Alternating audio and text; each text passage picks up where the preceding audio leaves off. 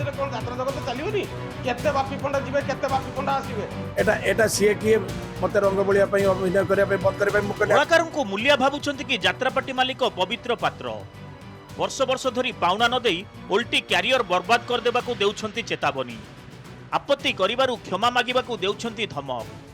ରାଜଧାନୀ ଓ ପାର୍ବତୀ ଗଣନାଟ୍ୟର ମାଲିକ ପବିତ୍ର ପାତ୍ରଙ୍କ ବିବାଦୀୟ ବୟାନକୁ ନେଇ ମୁହାଁମୁହିଁ ହୋଇଛନ୍ତି ମାଲିକ ଓ କଳାକାର କଳାକାର ସଂଘ ସାଥୀ କଳାକାରଙ୍କ ସମସ୍ୟାକୁ ନେଇ ସ୍ୱର ଉଠାଉଥିବା ବେଳେ ପବିତ୍ର ପାତ୍ରଙ୍କ ହାମ୍ବାଡ଼ା ନୀତି ଯୋଗୁଁ ତୀବ୍ର ହୋଇଛି ବିବାଦ 3-4 ବର୍ଷ ଧରି କଳାକାର ଓ କର୍ମଚାରୀଙ୍କ ପାଉଣା ଓ ପାରିଶ୍ରମିକ ଦେଉନାହାନ୍ତି ପବିତ୍ର ପାତ୍ର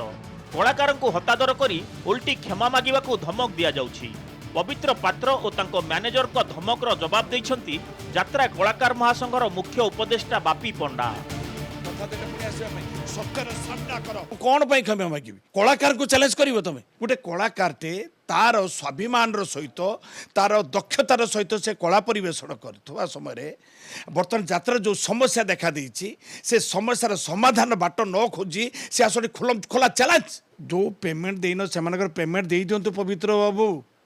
ଆଉ ତ ଆପଣଙ୍କର ଏଇ ଯେଉଁ ପଠାଉଛନ୍ତି ନା ଯେଉଁ ରାଜନୀତି କରୁଛନ୍ତି ଇଏ ବି ଯାତ୍ରା ଜଗତ ପାଇଁ ମଙ୍ଗଳ ନୁହେଁ ଆଜ୍ଞା ମାଲିକ ପାଇଁ କଳାକାର କଳାକାର ପାଇଁ କୋଣ ମାଲିକ ହୋ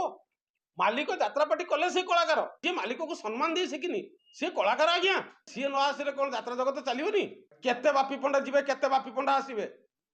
ତାଙ୍କୁ ନେଇକି କଣ ସଂସ୍ଥା ଆଜ୍ଞା ସିଏ ଯୋଉ ଭଳି ଜଣେ ପ୍ରଯୋଜକଙ୍କୁ ଅସମ୍ମାନ କରିଛନ୍ତି ଯଦି ସିଏ କ୍ଷମା ପ୍ରାର୍ଥନା ନ କରନ୍ତି ଆଜି ମୁଁ କହୁଛି ଆପଣମାନଙ୍କୁ ଆସନ୍ତା କାଲି ସେ ରଙ୍ଗ ପାଉଡର ମାରିବା ତାଙ୍କ ପାଇଁ ସ୍ୱପ୍ନ ହେଇଯିବ ଯାତ୍ରା ଜଗତ ଖଣି କି ତେଲ ପଥର ବେପାର ନୁହେଁ ଯାତ୍ରା ମାଲିକ କଳାକାର ନିର୍ଦ୍ଦେଶକ ଓ ଲେଖକଙ୍କ ମଧ୍ୟରେ ଉତ୍ତମ ସମନ୍ୱୟ ରହିବା ଦରକାର ପୂର୍ବରୁ ଯାତ୍ରାରେ କଳାକାର ଓ ମାଲିକମାନଙ୍କ ମଧ୍ୟରେ ଶୃଙ୍ଖଳା ଥିଲା ଏବେ ଯାତ୍ରା ବଦଳି ଯାଇଛି ଭଲ ବ୍ୟବସାୟ ହେଉଛି କିନ୍ତୁ ବିଶୃଙ୍ଖଳା ବଢ଼ିଛି ମାଲିକମାନେ କେବଳ ଯାତ୍ରାକୁ ମନୋରଞ୍ଜନ ଭାବନ୍ତୁ ନାହିଁ ମାଲିକମାନେ କଳାକାରଙ୍କୁ ସମ୍ମାନ ଦିଅନ୍ତୁ କିଛି ମାଲିକ କଳାକାରଙ୍କୁ ମୂଲ୍ୟା ଭାବୁଛନ୍ତି ଯାତ୍ରାକୁ ବଞ୍ଚାଇବାକୁ ହେଲେ ସଂଯତ ହେବା ଦରକାର ବୋଲି କହିଛନ୍ତି ନାଟ୍ୟ ନିର୍ଦ୍ଦେଶକ ଧୀର ମଲ୍ଲିକ କଳାକାର ସଂଘ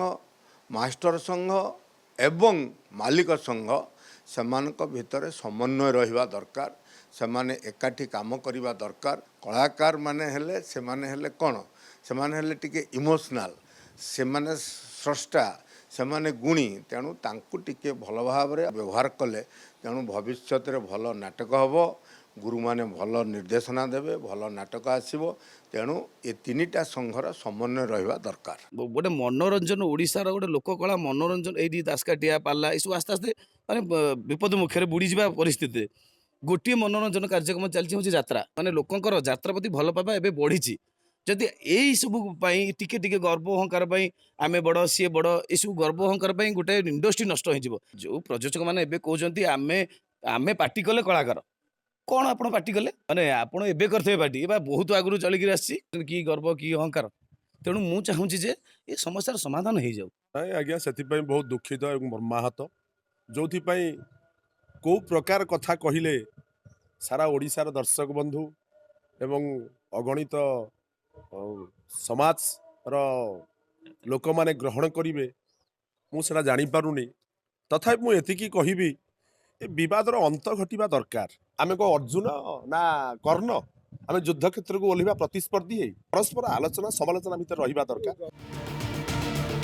ବିଶେଷଜ୍ଞଙ୍କ ମତରେ କଳାକାରଙ୍କ ପାଇଁ ଜଲିଉଡ୍ ପରିଚୟ ପାଉଛି ଓ ମାଲିକମାନେ ରୋଜଗାର କରୁଛନ୍ତି ଏପରିକି କିଛି କଳାକାର ଚାହିଁଲେ ପାର୍ଟି ଗଢ଼ିପାରିବେ କିନ୍ତୁ ପବିତ୍ର ପାତ୍ରଙ୍କ ଭଳି ଫ୍ଲପ୍ ମାଲିକ କଳାକାରଙ୍କୁ ହତାଦର କରି ସେମାନଙ୍କୁ ପାଉଣା ଦେଉନଥିବାରୁ ଯାତ୍ରା ଜଗତ ନିନ୍ଦିତ ହେଉଛି ଏହାର ସମାଧାନ ହେବା ଜରୁରୀ ବ୍ୟୁରୋ ରିପୋର୍ଟ ନନ୍ଦିଘୋଷ ଟିଭି।